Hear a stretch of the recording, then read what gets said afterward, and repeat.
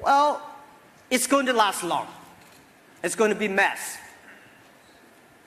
Maybe 20 years. Don't think it will stop in 20 months or 20 days.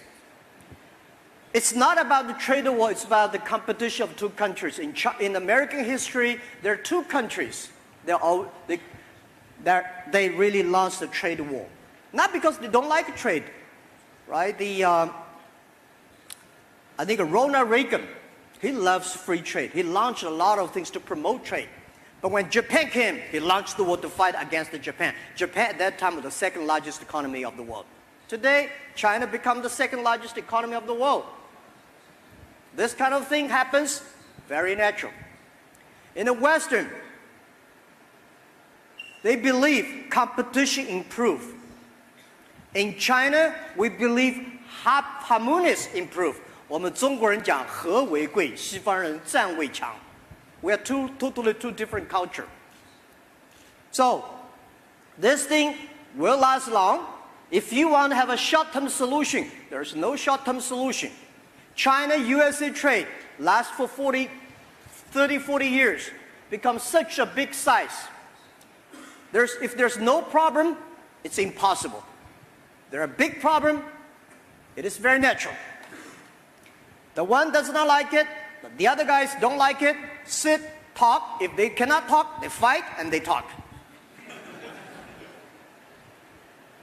And I think this thing, even Donald Trump retired, the new president come, it will still continue. There is one big opportunity, and there's one thing that for sure the world needs new trade rules. Americans don't like the trade.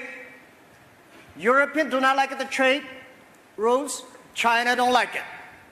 We need a new trade rules and laws. We need to upgrade globalizations. We need to upgrade WTO. In the past 30, 40 years, globalization was driven by big companies, by big countries. Next 30, 40 years, the world needs inclusive globalization. The world needs a system that every country, big or small, can be involved. The world needs small business be able to join this trade. So it's not about two countries trade war. The world needs a new trade rules and laws. And what is that? That is what Alibaba is doing. We need to build up a system. We need to build up a trade, cross-border trade for small business, for consumers. We need to make sure everybody can global buy, global sell, global deliver, global pay, and global travel. Don't think it's impossible. It is possible. And this is what Alibaba's responsibility. This is Alibaba's opportunity too. 19 years ago, nobody believed e-commerce was like that in China. We made it. Today, we have enough resources to make that happen. So we take about another 20 years to build it up. So the trade war between China and USA, will that affect China or affect Alibaba? Yes. For short term, a lot of business in China will be in trouble. A lot of American business will also be in trouble because war, if there's a war, nobody will benefit. I'm sorry to see that. We try to stop it. As a business people, we know how to do business. We don't want to have a war. Easy to launch a war, difficult to stop a war. And you may win the battle, but you'll lose the war. So, short-term business community, China, USA, Europe will all be in trouble. Middle term, a lot of Chinese business will probably move to the other countries. But long term, China will have a new model.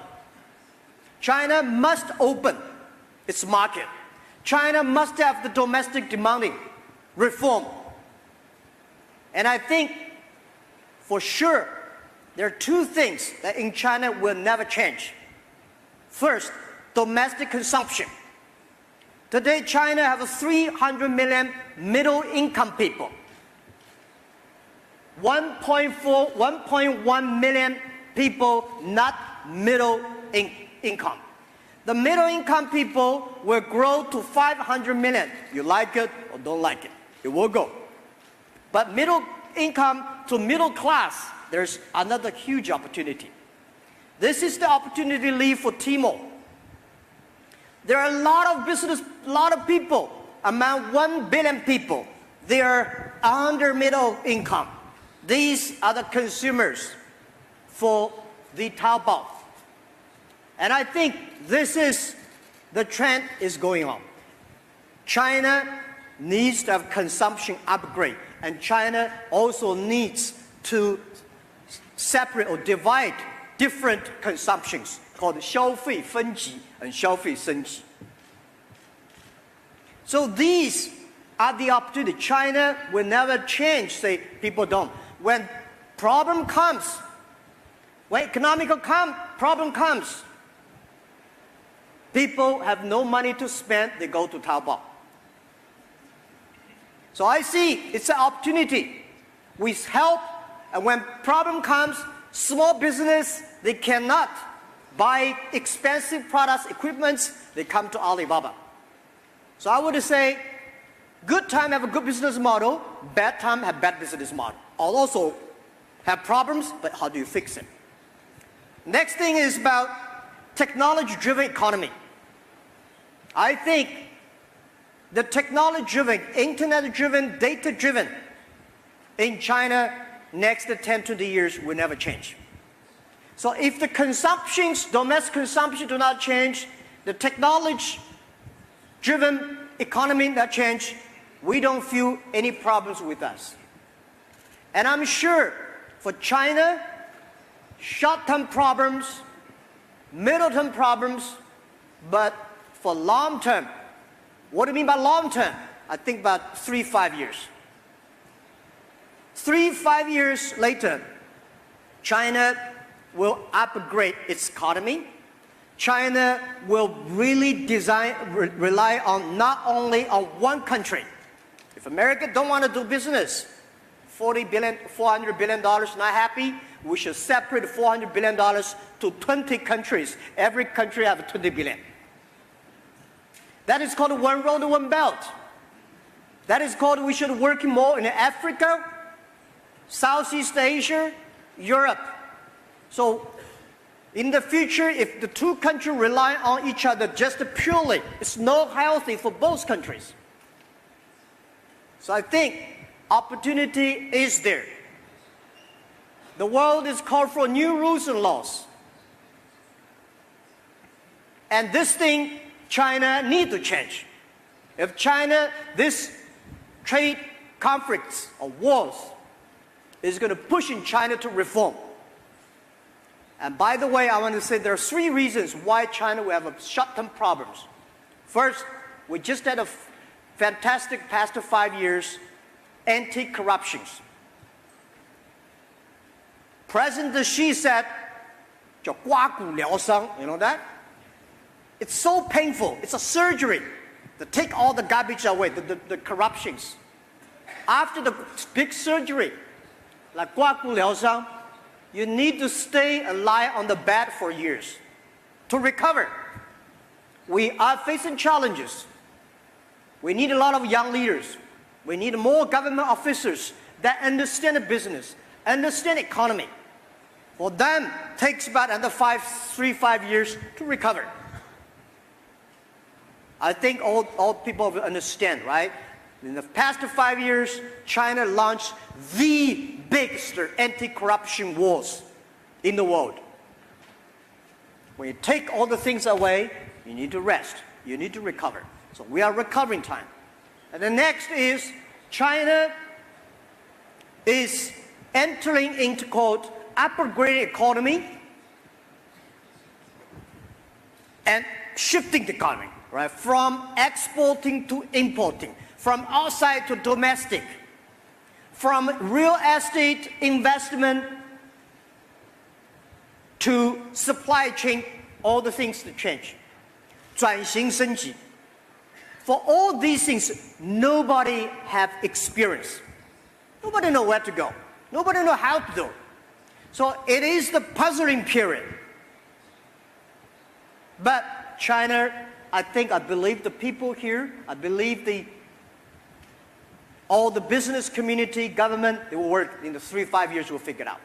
And the third, this trade war, if we refuse it, it's a war, it's against China. It is. But it depends on how Chinese people view it. I think it's a challenge to us, it's an opportunity to us. We need to change the business model. We need to upgrade the way we do business.